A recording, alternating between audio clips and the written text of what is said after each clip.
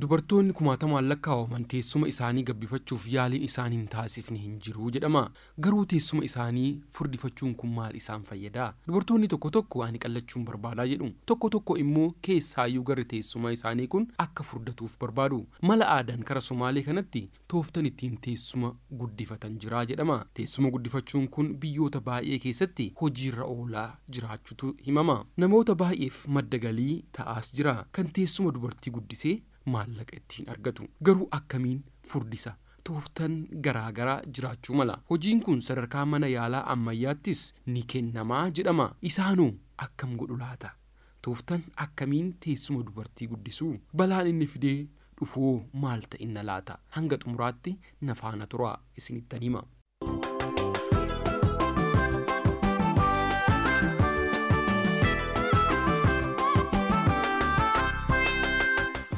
Yeroo teessuma isaanii furdifatan kana mudhiin isaanii qallatee kan mudhii migiraa yookaan mudhii sonsaa jedhaman ta'u jechuudha.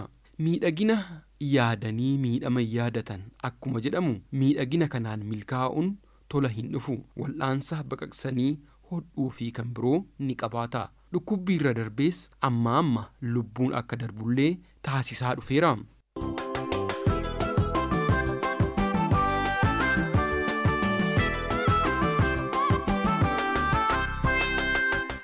Torban kana keessa dubartiin lammii Biriteen miidhagina baqaqsanii hodhuu teessuma Biraazil Baatfiit yookaan BBL jechuun masoodha waamamu kana taasifataa osoo jirtu duuteetti lubbuun ishee yaamaaru.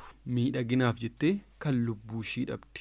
Dubartiin teessuma furdifachuuf duute kun Biriteen irraa lammaffaa ta'uu isheeti. Teessuma furdifachuun kun dubartoota Hooliwud keessa hojjetaniin kan baratamedha. Hudduu isaanii xiilleebbeessanii fiilmiiwwan garaagaraa hojjetu. Yeroo kana mudhiin isaanii immoo sonsa kan jedhan san fakkaata. Miidhagina addaa nama baay'ee kan hawwataati jiru. Kana waan ta'eefis dubartoonni baay'een warra Hooliwud keessaa kana ilaaluudhaan gara wal'aansa sadarkaa isaa hin eegganneetti deemu. Maalumayyuu yaa ta'u ani teessuma kiyyan furdifadhaa, mudhii kiyyan qallifadhaa jechuudhaan.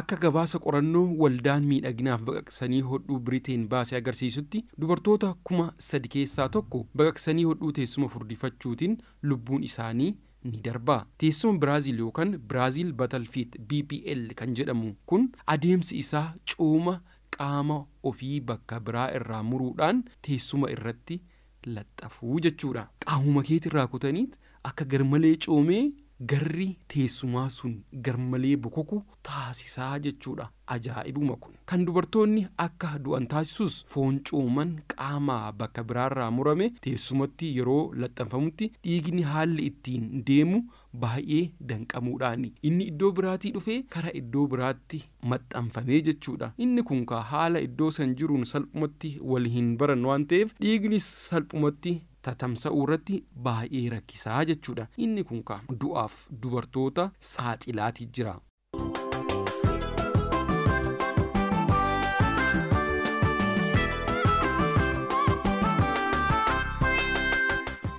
Jiraattuun Weels ganna 23 taate akka BBCtti himtetti erga baqaqsanii hodhuun teessuma gabbifachuu taasiftee rakkoo fayyaatiif saaxilamuu ishee dubbatti. Amma mataasaa sirritti deemuu dadhabaan jiraa jetti. Harkaan rakkoon jedhamuure nan bareedaa teessuman guddifadhaa mudhii kiyyan qallifadhaa jettee deemuudhaaf rakkachuu. Isheen kana jette malee rakkoo fayyaa garagaraas wahii dhabdiire kan teessuman furdifachaatti rakkachaati jirtu kun.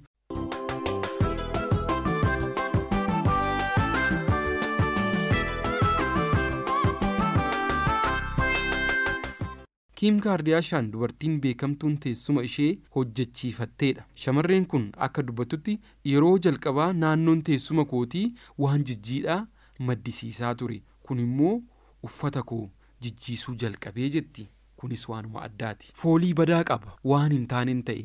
Horii koos waan hin taanettan facaaseera. Fayyaa koos dhabeera. Qaama koo uumamaan nan jaaladhaan ture jechuudhaan murtee isheetti gaabbiteetu dubbatti. Dura maaliif kana hin yaadne laata? anaa nyaatu. Isheen waan yaadde jiraachuu danda'a garuu rakkoo biraa itti fideetu dhufe.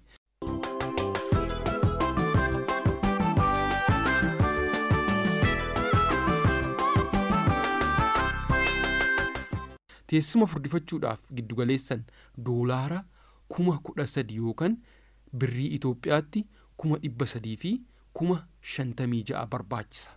Doolaara 13,000 yaadaaqa. Birrii Itoophiyaatti immoo birrii 300,000 fi 58,000. Inni kun waan biraatiif miti. Teessuma furdifachuu, gabbifachuu. Inni hedduun irraa garagaleetoo mudhiin qallatu san qofaaf birrii akkasii ba'a.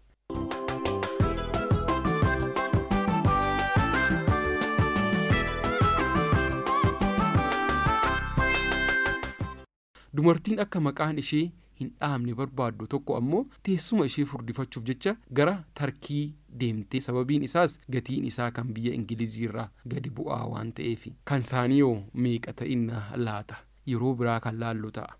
Warreen kana dhageessan lakkaanis furdifachuun qabaa jettan kara Tarkiin imalaa akka hin jenne garuu.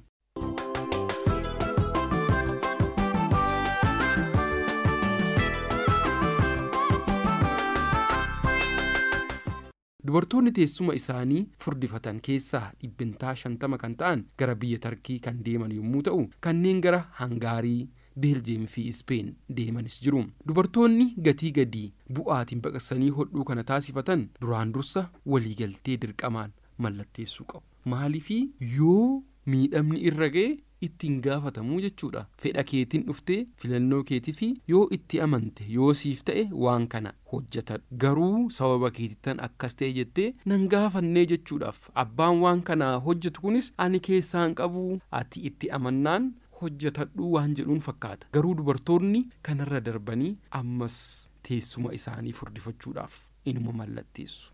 Kun ajaa'ibu.